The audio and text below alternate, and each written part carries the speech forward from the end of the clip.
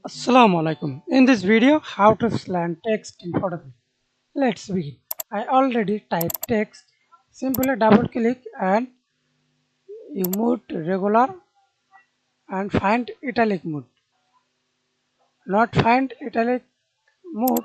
Simply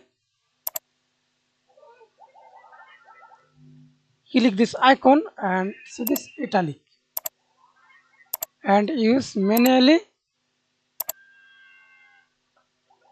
Again select the text layer. Go to edit tab.